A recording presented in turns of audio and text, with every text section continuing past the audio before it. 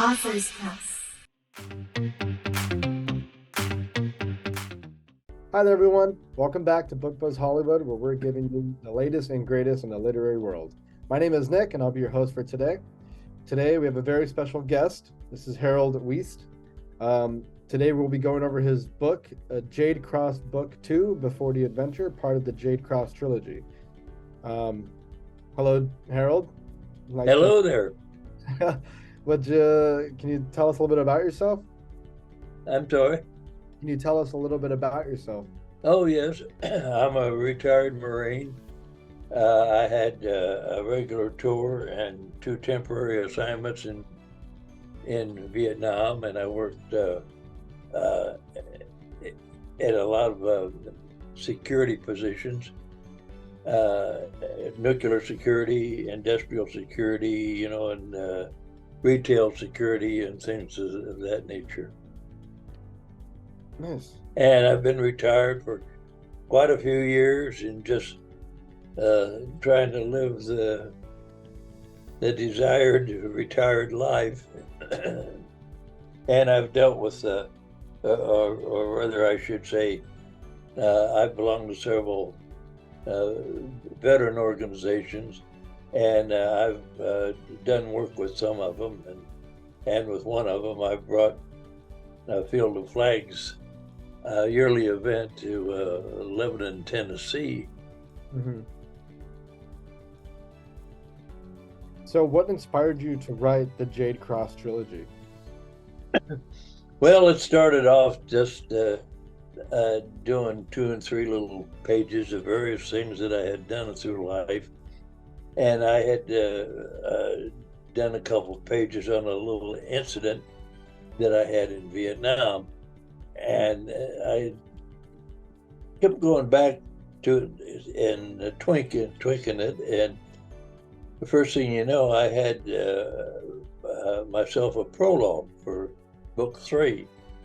Yeah. So I started working some on book 3, and I had to have villains, and I had to have a Jade Cross and Mm-hmm. some other things. So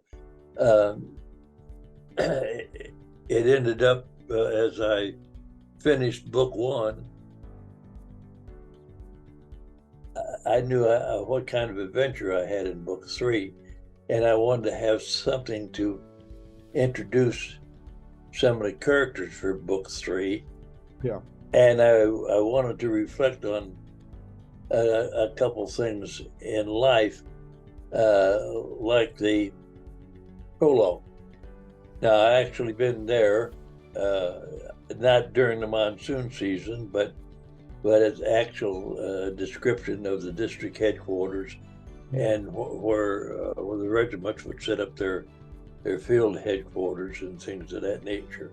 Yeah. And I did try to reflect what the monsoon was like. There's a lot of people, you hear the word monsoon, you see a couple of days of rain here, and it is nothing like that because you're living in it day in and day out for a few months. And actually, as far as the title, somehow or other, the title was supposed to be the Before the Adventure of the Jade Cross, and somehow or other it got cut short. But there is a mention in the book about the incident in the prologue of book 3. Mm-hmm. And like I say, it was kind of an intermediary, just developing Travis Tolbane and his companion, the detective, and how they kind of melded because they had been together on a couple of occasions during the Vietnam conflict. And throughout the book, you can see that they're very, very, very close together. They can insult each other, and there's no problem with it, Yeah. things of that nature. Uh, and like I say, it's an intermediary, and it also covers a problem that we're having now that has always been out there, but not to the degree that it is in many of our cities right now. And that's the smash and grab gangs and things of that nature. Mm-hmm. And of course, I was actually a mall security manager before I completely retired from work, and we dealt with those people. We cut down a lot of thefts and stuff in the malls because I made things active, where mall security would not get involved in a lot of things. But me being in charge, I made sure that the major stores had communications with us in a manner or other, and that we would respond to their problems and help them out. And we did reduce a lot of that, because after a while, they know the places where they can go and do things, and nobody's going to pay attention to them. But anyway, so as I say, I kind of set a picture for the monsoon, and then I set a picture for the smash and grab gangs. Yeah. And then, of course, the story's adventure goes on from there. Yeah, and you actually kind of mentioned a couple of things that I'd like to kind of deconstruct a bit. So first, how did you develop the antagonist, the leader of the snatch and grab gangs, and what kind of challenges did you face? Well, I had to have somebody who had hate that developed into a compulsion. Yeah. And hate is one thing, but compulsive hate is very destructive. And so I set a background of a criminal teenager, and then developed him on as he committed crimes in Vietnam. And how even after the conflict was over, they find out he had done a lot more than they had thought, and they would like to put him away.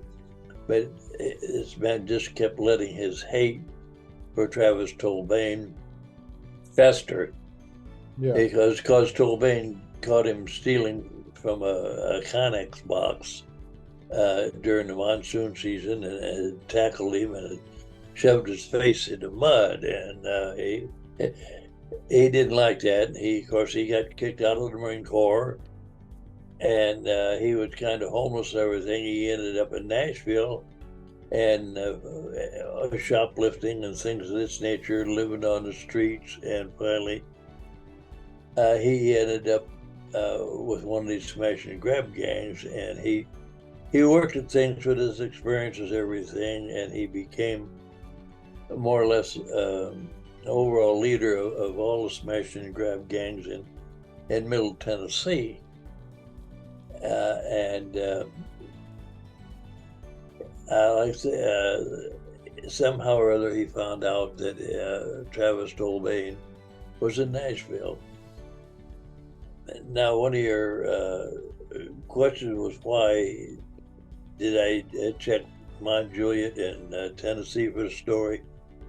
Well, because I live in Mount Juliet, and I wrote about the days before the expanded from a little burg into a city. And also in Nashville, I was a security supervisor for a mall. And so I integrated these things into the story, and I thought they fit in fairly well. Yeah, so that was my next question. What made you choose the setting of Mount Juliet, Nashville, Tennessee? Which is interesting that you kind of touched on that, especially because, like, what personal, or can you discuss like the personal connections or experiences that influence the development in this book? Well, I've done things. I was a Marine. I've been in the environment, and as a civilian, I worked in the security, especially retail security, and the problems they have with shoplifters and clumsy people that destroy merchandise, not on purpose, but and plus smash and grab gangs. And I would like to say that down in Homestead, Florida, there was a drugstore that owned a clothing store chain, and the people actually all the racks that they would have hangers on. Those hangers were all put on with zip ties. Yeah. Because the smash and grab couldn't run in and grab a whole bunch of clothes and hook them up off a rack and run out the door with them. So you learn about a lot of the security measures to protect your merchandise, and also protect the employees if it's necessary. So I've had these experiences, and I try to put those experiences in the book as to show some of the problems that you do have in the malls, and is being ignored today in some areas, which is a shame. Yeah. And so what inspired you to come up with the character of the Master Gunnery Sergeant Travis Tolbane? Well, I would say he was not exactly by me, but I would say the people that I worked with in my specialty is kind of a composite character, but one that is very staunch, manly, all the elements that goes into making a man. I felt, I wanted that to be him. Yes. And also, not like a superhero, but somebody that had his own little problem, but his quips and his desire to kind of relive in his mind. Now, Mike Hammer, a fictional detective, and other things, and excuse me again, and also in some parts, I believe, the Raven, and knocking at his door and screwy comments about things, and my throat gets dry. Okay, no worries. So I think he's a picture of a man that we would love to see in everyday life. Yeah. And yet he also has companions. He oh gee, I forgot the word, but he's still like everybody else. He's by himself. He's lonely, and he has an eye for ladies, and he ends up with eyes for one particular lady, and of course she has eyes for him also, and she more or less puts a move on him, and they develop into a relationship, which is addressed later on in the book.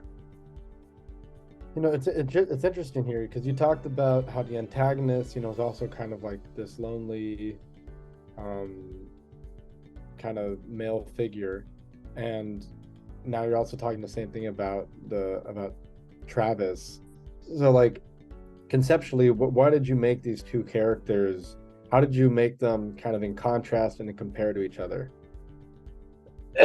Well, I don't really know because the ideas just popped in my head, and nothing that I actually sit down and looked at, and I could Google all kind of stuff about people's personalities and psychopaths, sociopaths, and the differences in between them, and so on and so forth. But the antagonist is a sociopath. Okay. The difference between being a sociopath and a psychopath is the psychopath has no could care less about anything in the world, no remorse or anything, and nothing bothers him, period. Or the sociopath is not quite like that. He is affected by things that happen and so on and forth, and he does care for things, but he gets off of this compulsion, and this compulsion leads him and his secretary to their demise. I like that. And actually, before we can continue, can you just lift your head up a little bit? It seems like you're kind of falling out of frame, or maybe back up a little bit on the chair. Okay. Just maybe like lift your head a bit, because right now I'm only getting your nose to your forehead. Oh. There you go. Okay. Is this better?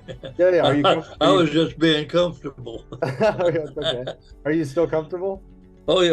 Oh yes, I am. Yeah, Okay. I got a nice leather chair here, and I'm okay. doing well. Okay. Great. Yeah.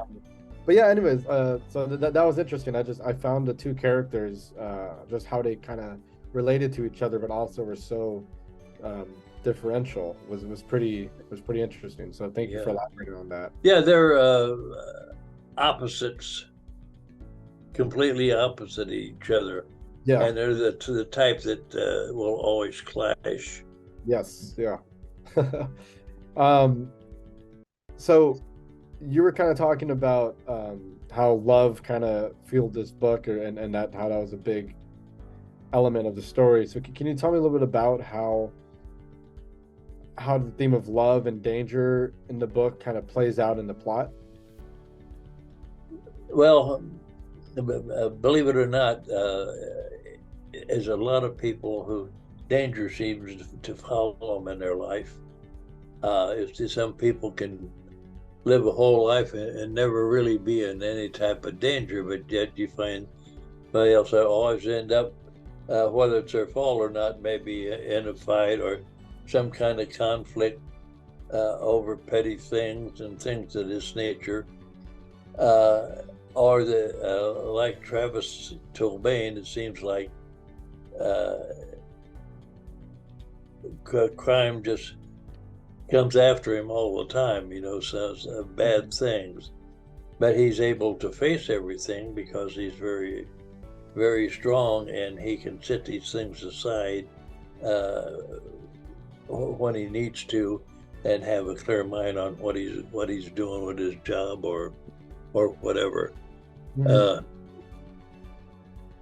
These things are so hard to explain because, as I say, they come into my mind with no particular planning. Yeah.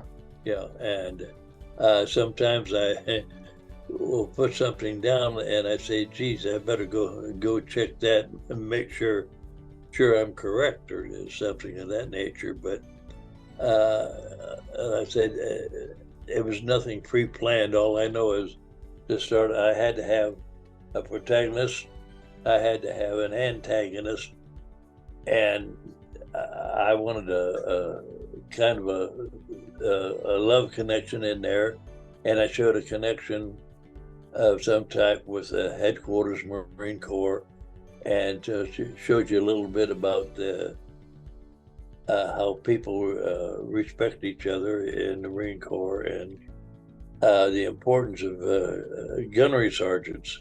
And I'm sure if you read the book, you probably got a kick out of the gunnery sergeant there at the Marine Corps headquarters. You know, those kind of things similar to that, do happen. And I thought that would be a segment that any Marine reading the book, they would get a big kick out of it, because it's like true to life, Yes. and some of the comments, especially at the end of the book, when she knows what Tolbane said when he killed the antagonist. And I'm sure we don't want to use those words at this interview. But they're always saying Semper Fi. Yeah. And they add on, some other words on occasion. Yeah, we'll leave that as a cliffhanger for the listeners here, so they can go get the book and find out what the words are. Yeah. And another part there is, as you see, the antagonist set up a good organization, but his compulsive hate really destroyed what he was attempting to establish. It, of course, ended his life. Mm-hmm. And he became so involved in his hate, it caused problems with other people. Yeah. And at the end, there was all kinds of people would have liked to have cut his throat. Yeah. Well, so for you, what role did Kaila Al Noor play in the story? How do you feel like her relationship significantly either motivated or impacted the plot? As I say, these things were not thought out for some reason or other. They just melded together from things I had done, things I had seen, Mm-hmm. and things I knew other people had experienced in so long, and it just seemed to gel without any real thought or anything. Hmm. And like I say, of course, so my experiences, influenced, especially in the beginning, when the snatch-and-grab gang is confronted in the mall. Yeah. And these are just from experience, they just kind of flow out at times. But and now there's some other books. It's in the planning stages where I did have to do some research outside of my own experiences and this and that and the other. But basically, for these books, it just seemed to gel. I had to do very little research, especially in book 3. There was things that a lot of things I already knew. Yeah. That I could put in there, and he has an affair with this young lady, and everything seems to be going good, and the antagonist tries to use her to bring down the Travis Tolbane, and believe it or not, it kind of backfires, because at the point it was something meant to torment him, mm-hmm. and it ended up with her demise. And this, in the epilogue, is something that really bothered Tolbane, because he had to decide after her death whether it was lust, whether it was love, whether it was a combination of lust and love and something that really ate on him, and he had to really take time to find out how he really felt about the affair.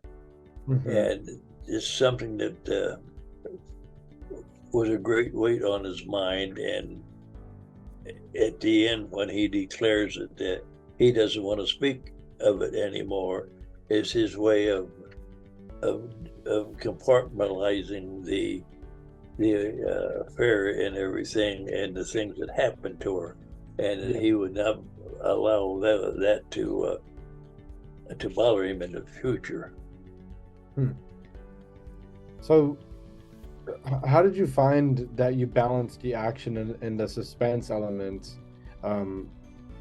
with the emotional depth of the characters? Was that hard for you? I would say that in book one, what happened to the main characters at the end was very difficult. Now, I have no, having dealt with bad people and civilian jobs and things, and things happen in the war and so on and so forth. It did not bother me any to take care of the antagonist and his secretary, Mm-hmm. but it did kind of bother me setting up the death of Al Noor. So you get to the point where you want certain people to always be there, and someone else that you don't care exactly what happens to them. As like I say, things just kind of flow out for me, and with no specific aims. Yeah. And because I've dealt with a lot of these different kind of people, and when you experience things will come to you easy. If you're going into an area that you have no knowledge about, that becomes completely different. Yeah, that's interesting. And in comparison to, let's say, the other books in the trilogy, how do you feel that this book differs from, let's say, the first book in the Jade Cross trilogy? What can readers expect from the third book? From the third book? Yeah. Oh, a lot of adventure, a lot of killing. There's a lot of psychological aspects to it. And excuse me, Okay. Call from the reading block. Hello. Oh, hi, Harold. Yes. This is Eric Weller from the Reading Glass Bookstore. Listen, I'm doing a radio interview right now. Can you call back in about half an hour? Sure, will do. All right, bye now. Okay, well, I'll look for your call then. Thank you. No worries, Harold. Bye now. Bye. Popular guy, Harold. Okay, I have some books in a bookstore, and so he's probably going to tell me that either they didn't sell or they sold out. I'm sure they sold. Yeah. Okay. So sorry about that. Yeah. No, all good, all good.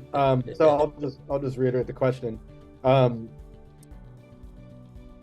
How we were talking about the actually, I did kind of throw me off a little bit, but let's see. I was asking you about.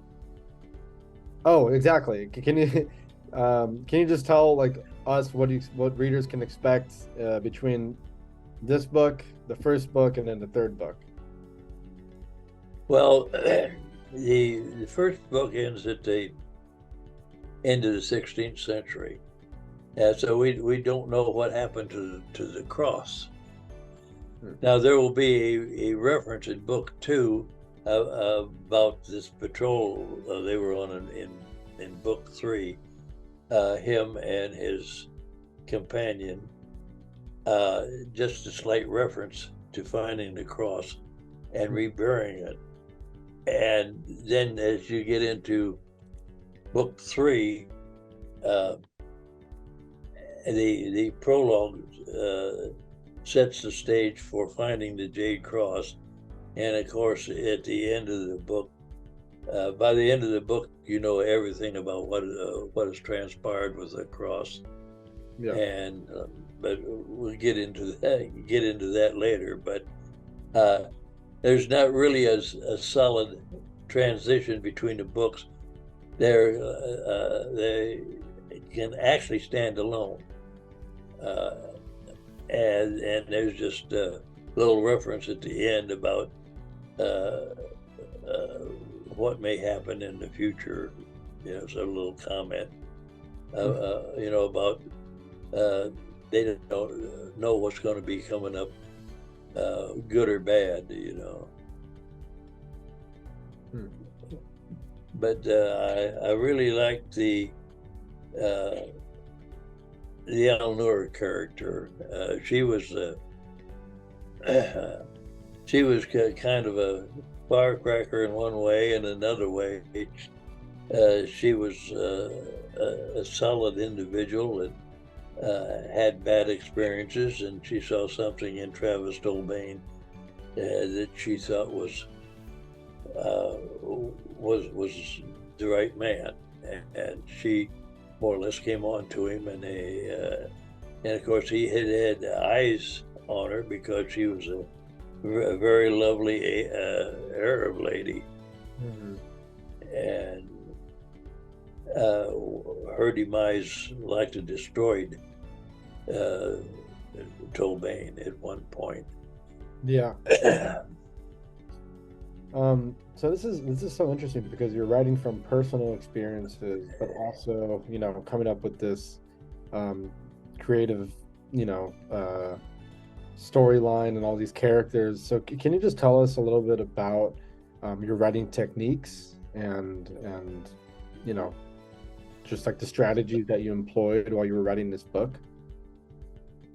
Well, really, I would just wait till I got another idea would pop up, because I would get these blocks, and then I would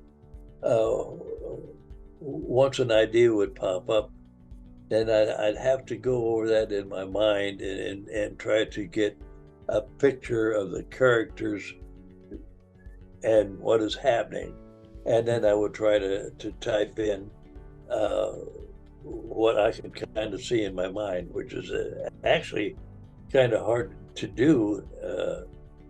For some people, some authors seem really great at doing it.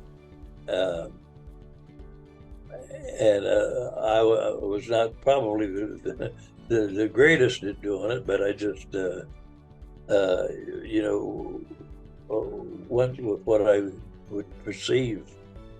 And, you know, perception is one thing, and actuality is something else. Well, and so what advice would you have for aspiring authors or people facing in the writing process? Excuse me, who's this? Hello? I guess it's one of those damn crank calls or something. I'm wanting to get my information. You just you're very popular. Yeah. Oh my God! You wouldn't believe the number of telephone calls I get from all these different publishers, and when you try to explain to them that I'm being well taken care of, and they wanted to repeat the same things that it's already being done by Authors Press. And there's been a couple that I actually had to get kind of nasty to, because they'd want to talk over me, and they wouldn't listen to me, and I kept giving them verbal cues that I didn't want anything to do with them, so I ended up hanging up.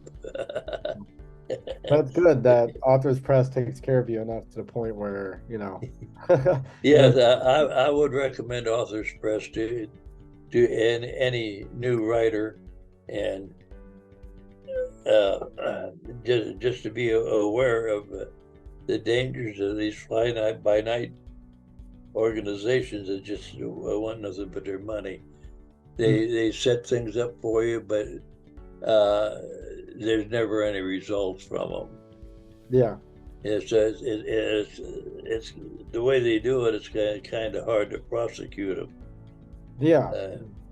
And I would have no problem with that. Well, that means your experience with Authors Press has been pretty good. Would you recommend Authors Press to? Oh yes. Aspiring author, anyone who's kind of trying to get their book out there? Yes. Oh, definitely. I think the ladies there are very competent. They know what they're doing, and you can tell they have the experience and the know-how to carry things out, and they seem to be very honest to me. And honesty is very important to me. Yeah, it's very, very crucial for business or just having relationships and for anything. I mean, it's natural for people to expand a little bit on a story every time they talk about it, but for people who just flat out lie, I just can't put up with them. No, that makes sense. Well, Harold, I think those are pretty much all the questions that we had, and we kind of ended on an improvised commercial there for Authors Press. With that phone, that was totally not scripted for those watching. But Harold, can you please tell us where people can purchase your book? Oh, sure, at Amazon, and there's the Barnes and Noble, and I'm not sure there's some kind of Apple place out there, and of course Authors Press is a very good place to get it, and they have a very nice store. I've seen some video of their actual store, and it's very nice and very clean, and like I say, I would have no problem going in there and looking through their books. Yeah, we do have a physical bookstore, but that's great. So do you have any final remarks or comments or questions or something that you'd like to make to those listening?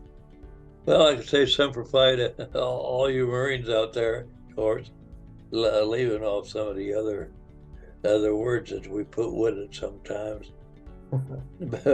But I hope people have, they read the book, I hope they enjoy it. And that was my purpose. And in fact, actually, my original purpose was to get my works put in print. And I really didn't care at that time whether, even if they didn't sell a book, because